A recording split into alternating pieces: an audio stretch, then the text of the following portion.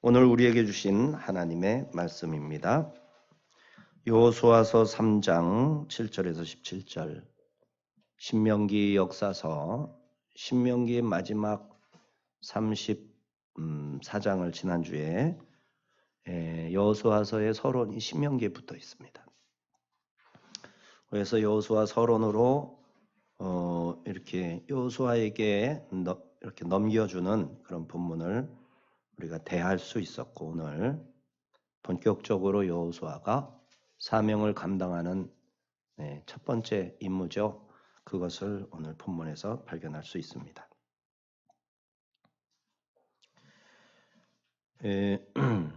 구약의 말씀 322페이지. 여호와께서 여호수아에게 이르시되 내가 오늘부터 시작하여 너를 온 이스라엘의 목전에서 크게 하여 내가 모세와 함께 있었던 것 같이 너와 함께 있는 것을 그들이 알게 하리라. 너는 언약궤를 맨 제사장들에게 명령하여 이르기를 너희가 요단 물가에 이르거든 요단에 들어서라 하라. 여호수아가 이스라엘 자손에게 이르되 이리 와서 너희 하나님 여호와의 말씀을 들으라 하고 또 말하되 살아계신 하나님이 너희 가운데에 계시사 가나안 족속과 헷 족속과 히 족속과 브리스 족속과 기르가스 족속과 아모리 족속과 여부스 족속을 너희 앞에서 반드시 쫓아내실 줄을 이것으로써 너희가 알리라. 보라, 온 땅에 주의 언약궤가 너희 앞에서 요단을 건너가나니 이제 이스라엘 지파 중에서 각 지파에 한 사람씩 12명을 택하라. 온 땅에 주 여호와의 궤를 맨 제사장들의 발바닥이 요단 물을 밟고 멈추면 요단물 곧 위에서부터 흘러내리던 물이 끊어지고 한 곳에 쌓여 서리라. 백성이 요단을 건너려고 윤 집사님이 가서 좀 확인 좀 하세요. 전기 쇼트 난 것 같은데. 몇 절이었죠? 14절을 제가 읽습니다. 백성이 요단을 건너려고 자기들의 장막을 떠날 때 제사장들은 언약궤를 메고 백성 앞에서 나아가니라. 요단이 곡식 거두는 시기에는 항상 언덕에 넘치더라.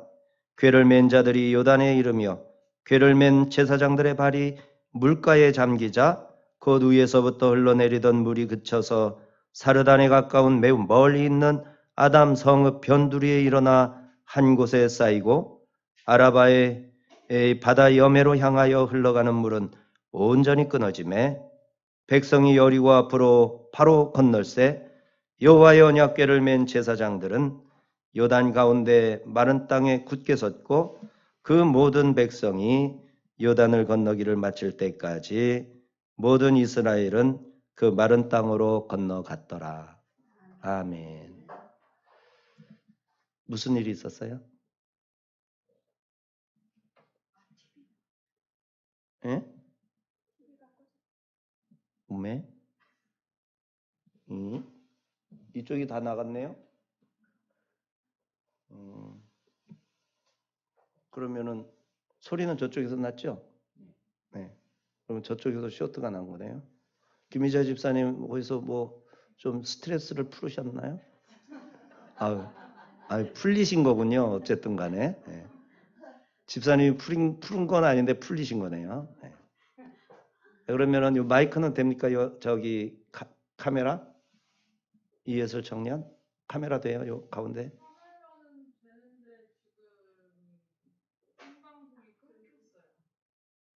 생방송이 끊겼어요?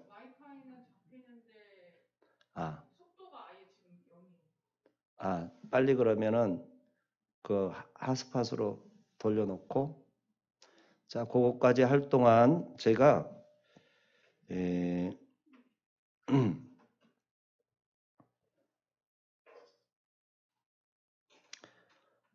서론 부분을 어차피 안 되니까요.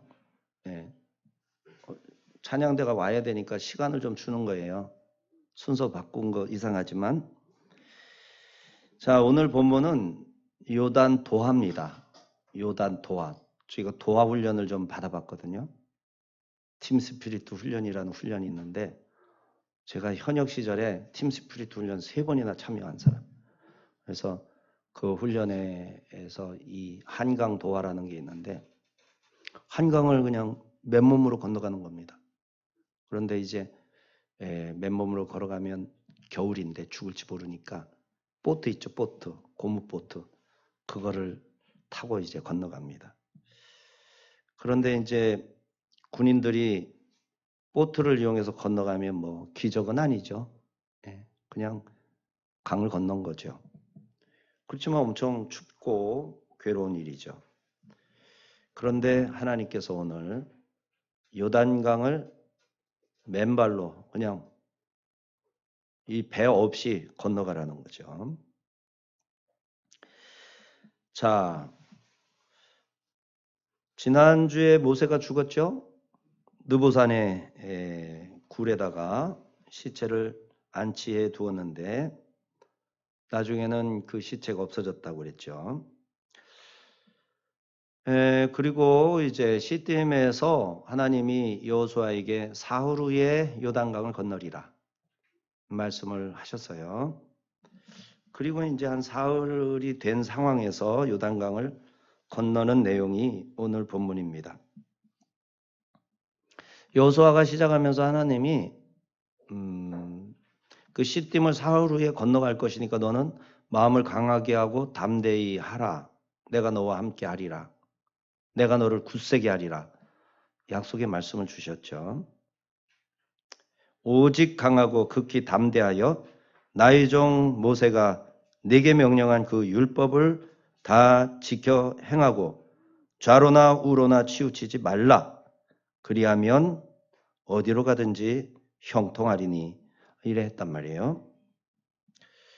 그게 여호수아서 1장 7절에서 9절의 말씀 중에 있는데요. 용기를 주시는 말씀에 조건이 붙었죠. 내가 너와 함께 하는데 조건이 있다라고 말씀하신 셈이에요. 율법을 준수하라는 명령입니다.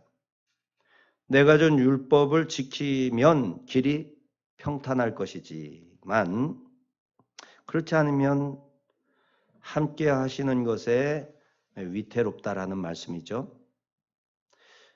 그러니 강하고 담대하라 말씀을 하시면서 약속을 주셨어요. 네가 어디로 가든지 네 하나님 여호와가 너와 함께 하겠노라.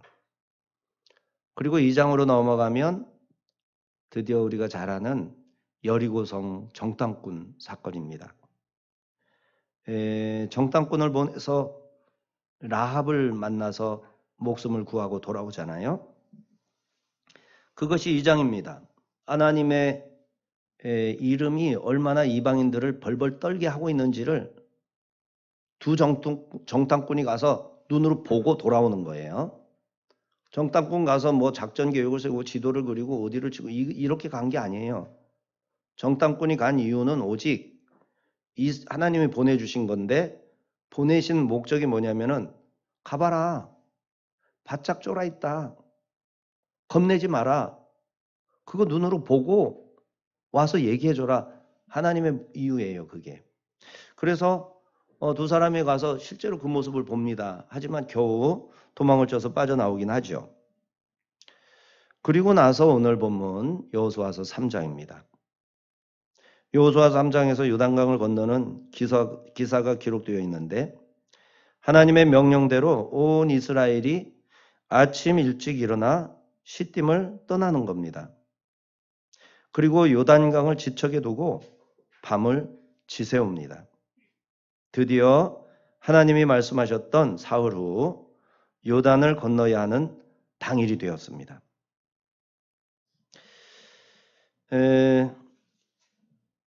이제는 하나님께서 말씀하시기를 언약궤가 이스라엘 본대보다 1km 정도 앞서가야 한다 이렇게 말씀을 하십니다. 하나님이 요단강을 건너는데 그냥 건너라 이게 아니에요. 물을 막아 건넜다 이게 아니에요. 성경을 그렇게 읽으면 중요한 것을 놓치게 됩니다. 실제로는 하나님이 괴이하게 요단강을 건네시는 거예요. 그 핵심이 뭐냐면은 건너는 과정에서 하나님을 알아내야 돼요. 에, 그거는 언약궤가 먼저 가야만 돼요. 1km예요, 1km. 그리고 이스라엘은 신경 써서 그 거리를 유지해야 돼요. 그 거리가 좁혀지면 길이 안 생겨요. 그 거리가 충분히 1km를 떼어놓으면 갈 길이 생기는 거예요. 지금 요단강은 범람을 해가지고 강이 엄청 넓습니다. 지금 요단강 가면 그냥 개울이거든요. 그런데 이제 그 비가 많이 오는 계절에는 그 개울에 이렇게 들어간 부분에만 물이 있는 게 아니라 개울 바깥에 이 넓은 언덕에 다 물이 차는 거예요.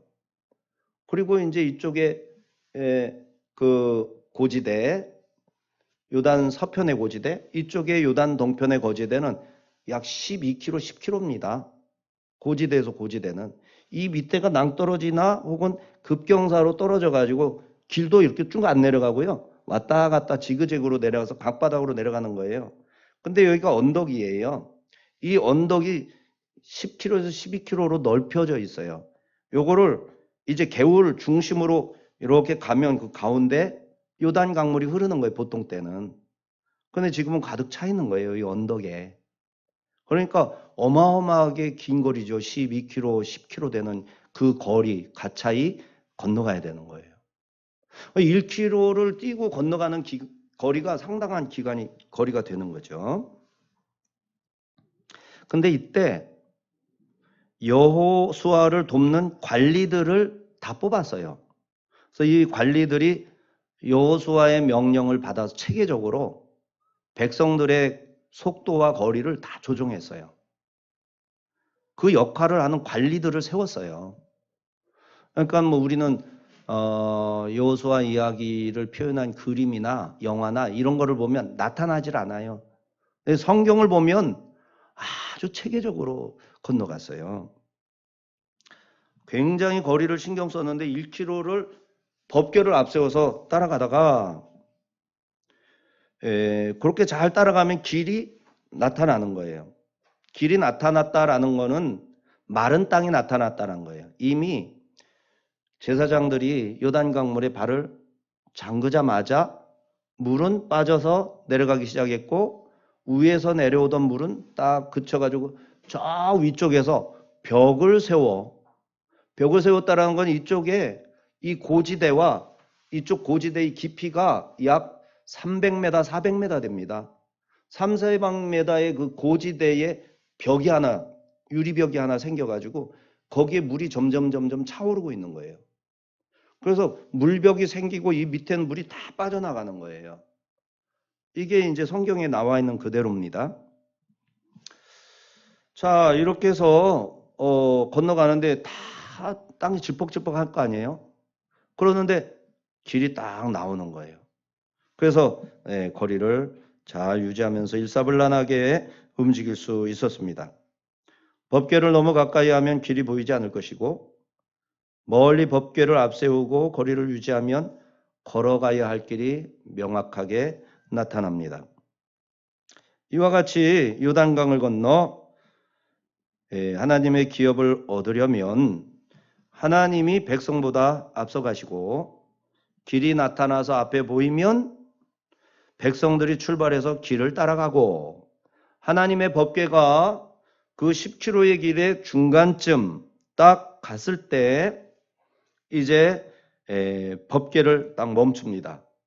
그래서 제사장들이 가던 방향으로 섰겠죠. 법궤는 진행 방향으로 서 있는 거예요. 그런데 이 법궤가 지금 물을 딱 막고 있는 셈입니다. 그러면 이스라엘이 이렇게 건너가는 거예요. 그 앞에. 이스라엘은 건너가면서 전부 다 법궤를 보면서 가는 거예요. 법궤를 보면서 가고 법궤를 지나면서 뒤돌아보다가 건너편을 보다가 그러면서 건너가는 거예요. 모든 사람이 다 무사히 건넌 다음 그때 법궤를 메었던 제사장들도 강을 건너는 거예요. 자, 요단강을 왜 그렇게 어렵게 건너가죠? 나룻배를 만들어서 묶어가지고 건너가게 하시지도 않았고 넓은 홍해 바다를 건널 때처럼 그냥 바다를 가르듯이 강을 가르고 건너가지도 않았고, 법궤를 앞세우니까 길이 나타나고 그 길을 따라가는데 법궤가 자신들의 오른쪽 편에 떡하니 버티고 있는 것을 눈으로 확인하면서 그러면서 건너가야만 했어요. 길이 보인 다음에 제사장들이 법궤를 메고 내려오던 물을 막아서듯 딱 백성들을 지켜주는 것을 다 확인한 거죠. 그리고 건넌 다음에 제사장들도 법궤를 메고 건너갔던 겁니다. 그런데 오늘 말씀에 그 이유가 나옵니다. 7절과 10절이에요. 여호와 하나님을 알게 하려고. 하나님이 그렇게 지시하신 것이랍니다. 그렇습니다. 하나님은 가나안 땅에 들어가야 할 백성들 모두 하나님 자신을 알기를 원하세요. 하나님을 알아야 됩니다. 다 됐죠? 네, 이제 여기까지 밑줄 그어놓고 찬양 드립니다. 이어서 하도록 하겠습니다.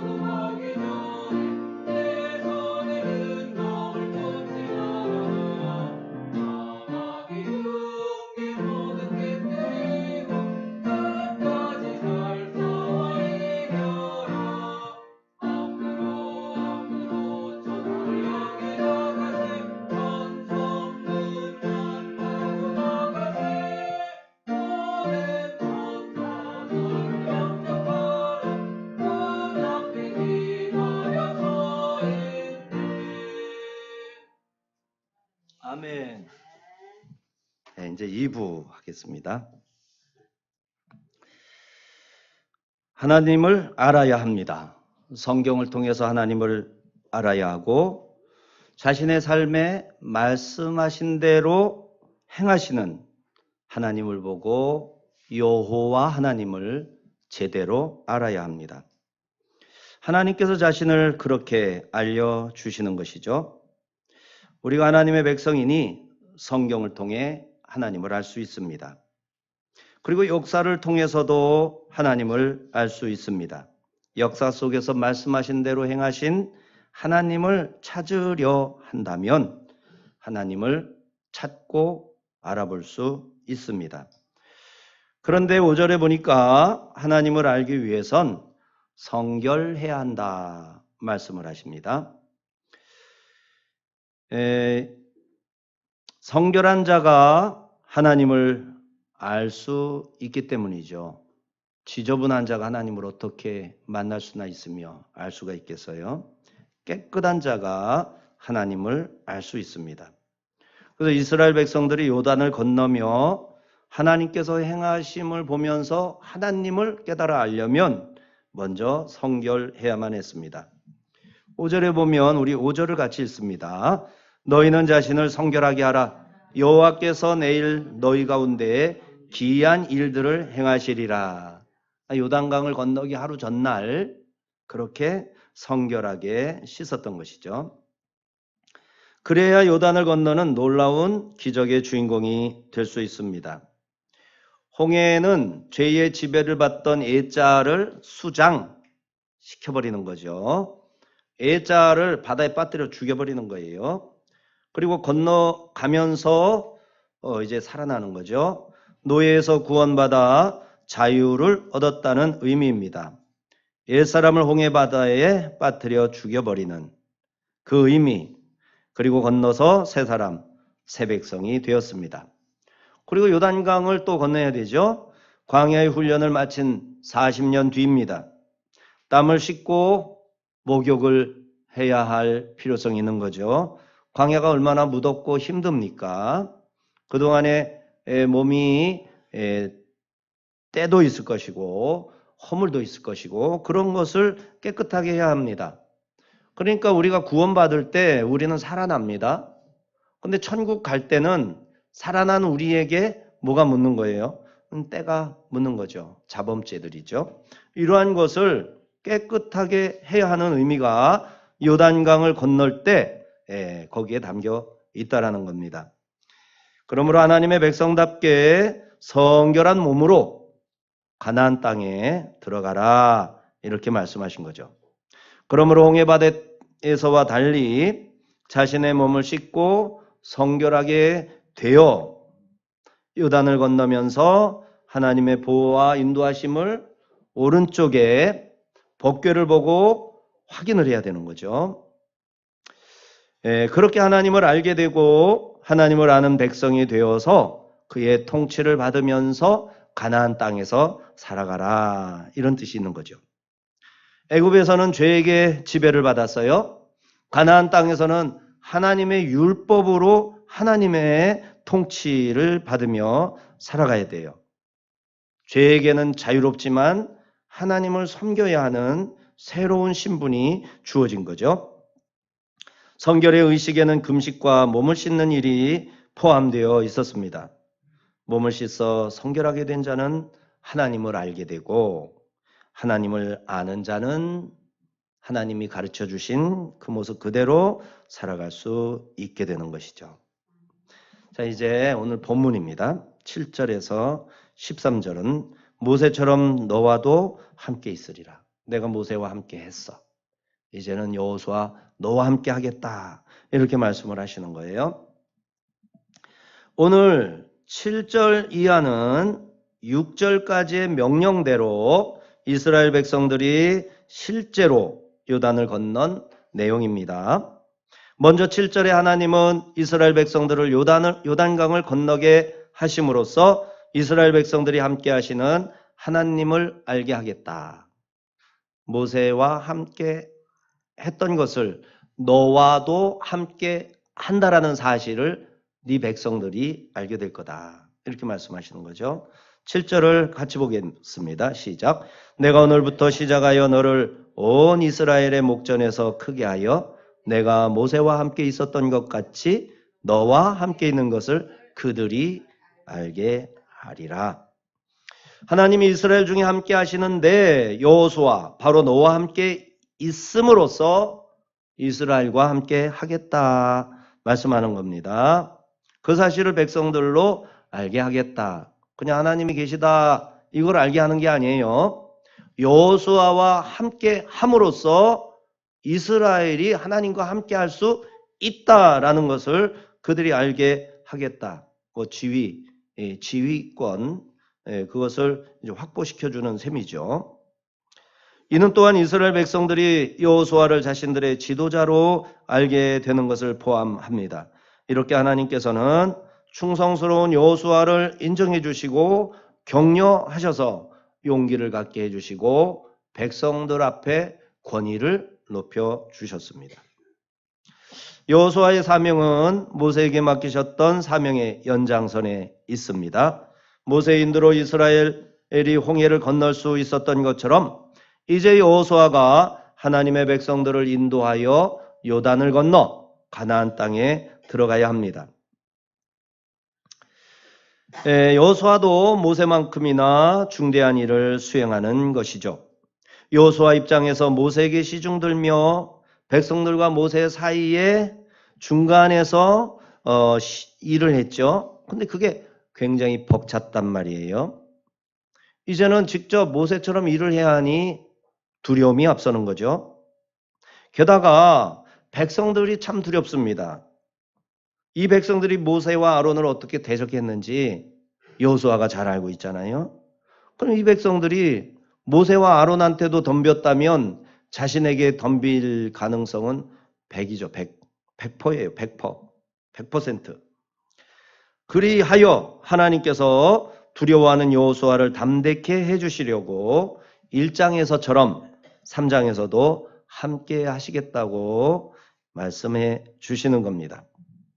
백성들이 하나님과 여호수아가 함께 한다는 사실을 안다면 백성들이 여호수아를 두려워하겠죠. 사실 여호수아는 대단한 인물입니다. 성경의 인물 중에 단점이 드러나지 않는 유인들이 불과 몇 명밖에 없습니다. 뭐 사실 단점이 없다고 해도 요셉 같은 경우 전혀 없는 것은 아니죠. 다니엘이 단점이 전혀 나타나지 않죠. 그리고 또 누가 단점이 없습니까? 몇 사람 없어요. 그 중에 이제 여호수아가 있는 겁니다. 여호수아의 용맹함을 의심할 사람은 아무도 없습니다. 그런데 오늘 본문에서 하나님께서 겁을 집어먹고 있는 여호수아를 걱정해주고 있는 겁니다. 여호수아가 잘한 거는 그가 자신의 지휘력이나 소위 카리스마를 내세우지 않았다는 점입니다. 자기의 젊음이나 힘, 그동안의 경험, 총명하고 민첩한 자신의 기질, 그야말로 커리어가 대단했어도 그것을 내세우거나 믿지 않았다라는 거죠. 이게 성경의 원리입니다. 이 원리로 교회가 유지돼야 된다라는 것을 놓쳐서는 안 돼요. 이 교회가 이거를 다 버려버렸어요. 하나님께서 여호수아에게 사명을 주신 겁니다. 오직 하나님이 함께 하신다는 믿음으로 위대한 인물로 인정받고 사명을 받은 것이죠. 여호수아의 사명은 이스라엘을 이끕니다. 가나안으로 돌격합니다. 잃어버린 하나님의 주권을 가나안 땅에서 되찾는 거예요. 아브라함이 다 돈 주고도 사고 전쟁에서 확보하기도 하고 이래서 이 가나안 땅을 상당 부분 자신의 후손들에게 이렇게 정했는데 그나마도 다 빼앗긴 거잖아요. 그래서 이 주권을 되찾고 하나님의 백성들로 자신들의 기업을 다 차지해야 됩니다. 하나님이 맡겨주신 것에 자리를 비우고 있는 동안 다른 사람이 다 들어와서 살고 있어요. 그러니까 이게 토지대장이 하나님의 그 마음속에 토지대장이 박혀 있는데 그 토지대장을 들이면서 너네들 아니야. 우리 거야. 가. 그 누가 받아줘. 누가 믿어주고. 하지만 토지대장이 손에 있으면 서로 분쟁을 해도 실제 주인이 가서 차지해야 되는 거 아니에요? 실제 주인이 누구라는 거예요? 하나님을 믿는 사람이 볼 때는 하나님 거니까 하나님이 주신 백성들에게 주는 거니까 이스라엘 거지. 하나님을 안 믿는 사람에게는 뭔 소리야? 저 개소리는. 저 무슨 논리야? 우리 거야, 우리 거. 우리 조상들이 살았고 그걸 물려받았다. 우리 돈 주고 산 거야. 우리 거야. 서로 다 나름대로의 근거가 있죠. 하나는 세상을 근거로 하고 하나는 하나님을 근거로 하고 싸움이 일어날까요? 안 일어날까요? 대판 싸움이 일어나는 거죠. 그래서 전쟁은 불가피한 겁니다. 인정할 수 없는 권리를 이스라엘이 주장하고 있으니 하나님을 믿지 않는 사람 입장에서 전쟁을 안 할 수 있어요? 죽더라도 막 끝까지 싸워야지. 그래서 실제로 끝까지 싸우는 거예요. 하나님의 백성들은 하나님이 이 땅을 잘 가꾸고 다스리고 여기에서 범죄가 일어나지 않도록 율법으로 이 땅을 다스리고 그걸 지켜내야 할 사명이 누구한테 있는 거예요? 이스라엘에게 있는 거예요. 이방인들은 아니에요. 하나님 인정하지 않아요. 권리는 누구 거예요? 내 거야, 내 거, 자기 거. 내 맘대로 심고 싶은 거 심고 내 맘대로 먹고 다 하는 거예요. 누구 권리가 올바른 거예요? 하나님이 창조한 세상 하나님 거야. 하나님이 맡기셔서 나는 그것을 수행해야 돼. 내 욕심이 아니라 하나님이 뜻대로 해야 돼 하고 권리를 주장하는 사람이 올바를까요? 웃기는 소리 개소리 하지 마. 내 거야. 이런 게 올바를까요? 그러니까 오늘날 크리스찬에게도 제가 왜 이거를 시간을 들여서 설명하느냐 하면은 많은 크리스찬이 하나님을 빼고 생각하더라는 거예요. 이 모든 소유의 문제나 권리와 책임에 대해서 대한민국 국민이라는 입장을 생각할 때도 하나님의 권리를 빼놓고 생각을 하더라는 거예요. 어떻게 그게 하나님의 도움을 받을 수가 있겠어요? 자, 하나님께서 여호수아에게 요단을 도하라 명령하십니다. 8절 시작. 너는 언약궤를 맨 제사장들에게 명령하여 이르기를 너희가 요단 물가에 이르거든 요단에 들어서라 하라. 그리하여 여호수아가 하나님의 명예에 순종하여 이스라엘 백성들을 다 불러 모아서 이 명령을 전달해야 됩니다. 9절에서 10절입니다. 시작. 여호수아가 이스라엘 자손에게 이르되 이리 와서 너희 하나님 여호와의 말씀을 들으라 하고 또 말하되 살아계신 하나님이 너희 가운데에 계시사 가나안 족속과 헷 족속과 히 족속과 브리스 족속과 기르가스 족속과 아무리 족속과 여부스 족속을 너희 앞에서 반드시 쫓아내실 줄을 이것으로서 너희가 알리라. 하나님께서 여호수아를 담대하게 하신 것처럼 이제는 여호수아를 통해서 이스라엘 백성들 한 사람 한 사람 다 담대하게 하려 하십니다. 그러기 위해서 백성들이 알아야 할 게 있습니다. 우선 9절에서처럼 하나님의 말씀을 들어야 합니다. 그리고 하나님이 이스라엘 믿음의 백성들 가운데 계신다는 사실을 알아야 합니다. 또 하나님은 가나안의 7 족속들을 이스라엘 앞에서 쫓아내실 것을 알아야 합니다. 이는 하나님의 말씀을 듣고 자기들 가운데 하나님이 계시는데 여호수아와 함께 하심으로써 이스라엘 중에 계심을 알아야 하고 이를 잘하는 것이 믿음이며 그 믿음으로 나아가 칼을 뽑아 그들을 치면 하나님께서 가나안 7 족속을 쫓아내셔서 가나안 땅을 기업으로 받게 하신다는 사실, 그것을 믿어 알라는 것입니다. 이제 여호수아가 하나님의 요단 도하 명령을 이스라엘에게 전달합니다. 우선 건널 때는 대형을 어떻게 구성해야 할지를 지시해 줍니다. 11절 시작. 보라, 온 땅에 주의 언약궤가 너의 앞에서 요단을 건너 가나니 언약궤를 맨 제사장들이 맨 앞에 앞장서야 합니다. 그리고 각 지파의 지도자들을 세우겠다고 합니다. 12절 시작. 이제 이스라엘 지파 중에서 각 지파에 한 사람씩 12명을 택하라. 각 지파에서 한 사람씩 12명을 택해서 그들의 지위에 따라 요단을 건너고 또 그들이 7 족속을 대적할 때 전쟁 사령관이 될 것이다 라는 것이죠. 처음에는 12지파가 함께 전쟁을 하지만 나중에는 이제 자기 지파의 전쟁을 해야 돼요. 여호수아 없이 자기 지파가 할당받은 땅에서 굵직한 전쟁은 함께 했어도 자잘한 분쟁과 전쟁은 각자가 해야 된단 말이에요. 그때 지휘권을 활용할 어떤 그러한 통솔자들이 있어야 되는 거죠. 이걸 다 세워 놓았어요. 이처럼 지휘체계의 질서가 하나님의 백성들에게 아주 중요합니다. 하나님의 속성이 질서입니다. 이를 혼잡하게 섞어버리는 것은 마귀의 속성입니다. 질서는 하나님의 뜻을 따르는 것이죠. 권위주의나 맹목적인 일사불란함, 그게 아니라 하나님을 섬기기 위한 공동체의 신앙 체계로서 질서를 세우고 지켜야 하는 겁니다. 이걸 구분하지 못하는 사람들은 카리스마를 지도력을 발휘한다고 무조건 거부하고 지도력이 없다고 무조건 외면하고 이런 일이 생기는 거예요. 하나님을 섬기기 위한 신앙 공동체계로서 이 질서가 세워져야 하는 거예요. 이를 굳건히 세우기 위해 이스라엘이 알아야 할 것이 있었던 것이죠. 여호수아 그와 함께 하시는 하나님을 알아야 하고 법궤를 맨 제사장들을 보면서 자신들과 함께 하시고 보호하시고 인도하여 주시는 하나님을 알 수 있어야 했습니다.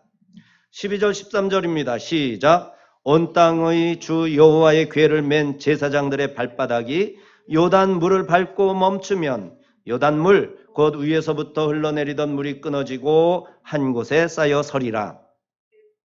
이들 12명의 지파장들은 요단강 한가운데서 강도를 짊어지게 됩니다. 서편 언덕에 올라가 하나님께서 이스라엘을 따라다니던 애굽의 수치를 멀리 굴려버렸다. 길갈이라고 제단을 쌓고 제단명을 길갈이라는 거예요. 이렇게 증표를 삼을 것입니다. 그리고 이 12명의 족속의 지파장들이 지파를 지휘하게 될 것입니다. 자, 이제 14절에서 17절입니다. 백성들이 마른 땅을 건너갑니다. 여호수아로부터 하나님의 명을 받은 백성들이 장막을 싸서 떠나기 시작합니다. 제사장들도 회막을 거두고 언약궤를 메었습니다. 14절 시작. 백성이 요단을 건너려고 자기들의 장막을 떠날 때 제사장들은 언약궤를 메고 백성 앞에 나아가니라. 언약궤를 맨 제사장들이 요단강에 들어섰고 백성들은 제사장들을 따릅니다. 그런데 요단강에 물이 가득했습니다. 15절 시작. 요단이 곡식 거두는 시기에는 항상 언덕에 넘치더라. 궤를 맨 자들이 요단에 이르며 궤를 맨 제사장들의 발이 물가에 잠기자. 곡식 거두는 시기 봄이죠. 맥추를 말하는 거겠죠. 요단강의 수위가 점점 올라갑니다. 왜냐하면 봄이 완연해질수록 헬몬산의 만년설이 점점 녹는 거죠. 그러면서 수량이 늘어나기 때문에 요단강의 수위가 올라갔던 겁니다. 우기철에도 올라가지만 지금은 우기철이라 올라가는 게 아니라 헬몬산의 눈이 녹는 봄철, 곡식 거두는 시기이기 때문에 수위가 올라갔던 거예요. 법궤를 맨 제사장들의 발이 잠기기 시작할 시점에 상류 멀리에 있던 아담 성읍 변두리에 물이 멈추어 쌓이기 시작했습니다.